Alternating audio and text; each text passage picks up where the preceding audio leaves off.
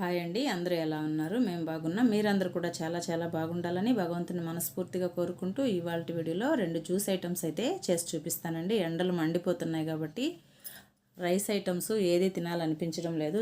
చల్లగా కడుపుకి ఏదైనా జ్యూస్ రూపంలో తీసుకుంటే బాగుండు అనిపిస్తుంది కదండి. అలాంటప్పుడు ఈ విధంగా ట్రై చేయండి. చాలా కడుపుకి చల్లగా ఉంటుంది, మనసుకి ప్రశాంతంగా అనిపిస్తుందండి.